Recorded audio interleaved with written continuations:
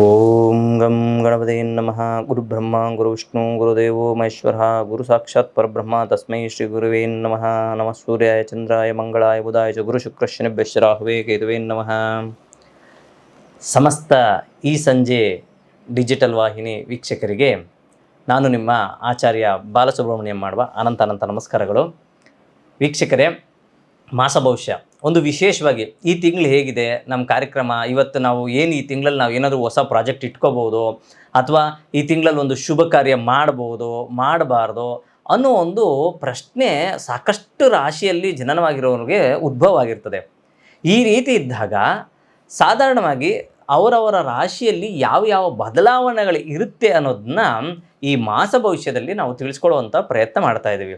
ನಾವು ಗ್ರಹಗಳ ಒಂದು ಸಂಚಾರವನ್ನು ವೀಕ್ಷಣೆ ಮಾಡಿದಾಗ ರವಿಯು ವೃಷಭ ರಾಶಿ ಹಾಗೂ ಮಿಥುನ ರಾಶಿಯಲ್ಲಿ ಈ ತಿಂಗಳು ಸಂಚಾರ ಮಾಡ್ತಾರೆ. ಅಂದರೆ ಹುಣ್ಣಿಮೆಯ ಮುಂಚೆಯೇ ರವಿ, ಶುಕ್ರ ಹಾಗೂ ಬುಧ ಗ್ರಹಗಳು ವೃಷಭ ಹಾಗೂ ಮಿಥುನ ರಾಶಿಯಲ್ಲಿ ಸಂಚಾರ ಮಾಡುವಂಥ ಒಂದು ಪ್ರಕ್ರಿಯೆ ಇರ್ತದೆ.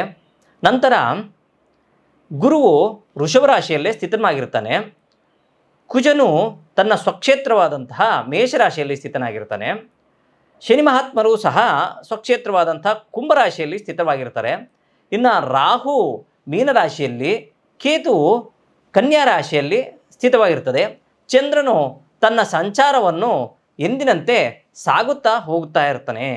ಪ್ರಪ್ರಥಮ ಬಾರಿಗೆ ನಾವು ಪಂಚಾಂಗ ಶ್ರವಣ ಅಂತ ಹೇಳ್ತೀವಿ. ಅಂದರೆ ಈ ಮಾಸ ಯಾವ ಒಂದು ಋತು, ಯಾವ ಒಂದು ಮಾಸ ಆಗಿರುತ್ತೆ ಅನ್ನೋದನ್ನ ನಾವು ಸೂಚಿಸುವಂಥದ್ದು ಈ ಪಂಚಾಂಗ ಶ್ರವಣದ ಒಂದು ನಿಟ್ಟು ಆಗಿರ್ತದೆ. ಶ್ರೀ ಕ್ರೋಧಿನಾಮ ಸಂವತ್ಸರ, ಉತ್ತರಾಯಣ, ಗ್ರೀಷ್ಮ ಋತು, ಜ್ಯೇಷ್ಠ ಮಾಸ, ಶುಕ್ಲ ಪಕ್ಷ ಹಾಗೂ ಕೃಷ್ಣ ಪಕ್ಷ ಎರಡು ಜರುಗುವಂಥದ್ದು. ಇದರಲ್ಲಿ ಅಮಾಸೆ ಆಗಿದ್ದ ಮಾರನೇ ದಿವಸವನ್ನು ನಾವು ಪ್ರತಿಪತ್ತ ಅಂದರೆ ಪ್ರಥಮ ಅಂತ ಹೇಳ್ತೀವಿ. ಆ ಪ್ರಥಮದಿಂದ ಬರೋ ತಿಂಗಳು ಅಂದರೆ ಅಮಾವಾಸ್ಯೆ ಆಗೋ ತನಕ ಒಂದು ಮಾಸ ಅಂತ ಒಂದು ಪಂಚಾಂಗದಲ್ಲಿ ಉಲ್ಲೇಖ ಆಗಿರುವಂಥದ್ದು. ಈ ಕಾರಣದಿಂದ ಈ ಮಾಸದ ಒಂದು ವಿಶೇಷ ಕಾರ್ಯಕ್ರಮ ಮಾಸ ಭವಿಷ್ಯ.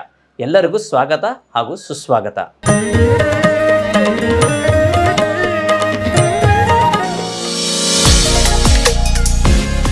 ಕುಂಭರಾಶಿ 11ನೇ ರಾಶಿ ಕುಂಭರಾಶಿ. ಈ ಕುಂಭರಾಶಿಯಲ್ಲಿ ಜನನವಾಗಿರುವವರಿಗೆ ಯಾವ ರೀತಿಯಾದಂಥ ಫಲಾಫಲಗಳನ್ನು ನೋಡೋಣ.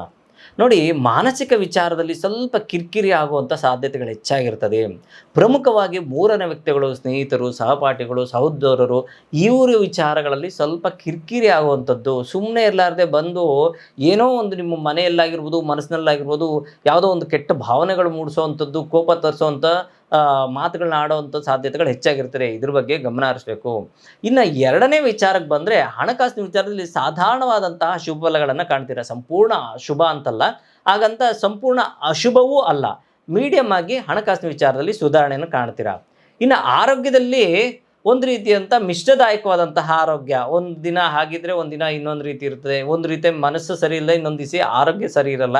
ಈ ರೀತಿಯಾದಂಥ ವಾತಾವರಣ ಉದ್ಭವ ಆಗುವಂಥ ಸಾಧ್ಯತೆ ಇರ್ತದೆ. ದ್ವಿತೀಯ ಸ್ಥಾನದಲ್ಲಿ ರಾಹು ಸಂಚಾರ ಮಾಡಬೇಕಾದ್ರೆ ನೋಡಿ, ಯಾವಾಗಲೂ ಹೇಳ್ತಾ ಇರ್ತೀವಿ, ಮಾತಿನ ವಿಚಾರದಲ್ಲಿ ಕುಂಭರಾಶಿಯವರು ಸ್ವಲ್ಪ ಹುಷಾರಾಗಿರಿ. ಯಾರಿಗಾದ್ರೂ ಶ್ಯೂರಿಟಿ ಹಾಕಬೇಕು, ಯಾವುದಾದ್ರೂ ಒಂದು ವಿಚಾರದ ಬಗ್ಗೆ ನಾವು ಹೇಳಬೇಕು, ಕಮಿಟ್ ಮಾಡ್ಕೊಂಬಿಟ್ಟಿರ್ತೀರ. ಆದರೆ ಆ ಕಮಿಟ್ಮೆಂಟ್ಗೆ ನೀವು ಖಂಡಿತವಾಗ್ಲೂ ಜವಾಬು ಕೊಡೋಕ್ಕಾಗಲ್ಲ. ಯಾಕಂದರೆ ಆ ಟೈಮ್ ನೀವು ಏನೂ ಕೆಲಸ ಮಾಡೋಕ್ಕಾಗಲ್ಲ. ಸ್ವಲ್ಪ ಅಡೆತಡೆಗಳಾಗುವಂಥ ಸಾಧ್ಯತೆ ಇರ್ತದೆ. ಈ ರೀತಿ ಇದ್ದಾಗ ನಾವೇನು ಮಾಡಬೇಕು, ಸ್ವಲ್ಪ ಮಿಶ್ರದಾಯಕವಾದಂತಹ ಫಲವಿದ್ದಾಗ ನಾವು ಹನುಮಂತನ ಸ್ಮರಣೆ ಮಾಡಬೇಕು. ಜೊತೆಗೆ ಈಶ್ವರನ ಒಂದು ಸ್ಮರಣೆ ಮಾಡಿ, ಓಂ ನಮಃ ಶಿವಾಯ ಅನ್ನೋ ಮಂತ್ರ ಹೇಳ್ಕೊಂಡು ಹೋಗಿ ಸಾಕು. ಅವಾಗ ಖಂಡಿತವಾಗ್ಲೂ ಎಲ್ಲ ವಿಚಾರಗಳಲ್ಲೂ ಏಳಿಗೆಯನ್ನು ಕಾಣ್ತೀರಾ. ಸಾಡೆ ಸಾತಿಯ ಒಂದು ಪ್ರಭಾವವು ಸಹ ಕಮ್ಮಿ ಆಗ್ತಾ ಬರುತ್ತೆ. ಈ ಮಾಸ ನಿಮ್ಮ ಮಾಸವಾಗಿ ಕನ್ವರ್ಟ್ ಮಾಡ್ಕೋಬಹುದು. ಈ ರಾಶಿಯಲ್ಲಿ ಜನನವಾಗಿರೋರಿಗೆ ಆ ಪರಮಾತ್ಮ ಅನುಗ್ರಹ ಸದಾ ಇರಲಿ ಅಂತ ನಾನು ದೇವರಲ್ಲಿ ಬೇಡ್ಕೊತೀನಿ. ನೀವು ಸಹ ಬೇಡ್ಕೊಂಡು ಎಲ್ಲ ರೀತಿಯಾದಂಥ ಸಮೃದ್ಧಿಯಾದಂತಹ ಜೀವನವನ್ನು ಸಾಗಿಸಲಿ ಅಂತ ಹೇಳ್ತಾ ಈ ಕಾರ್ಯಕ್ರಮ ಮುಗಿಸ್ತಾ ಇದ್ದೀನಿ.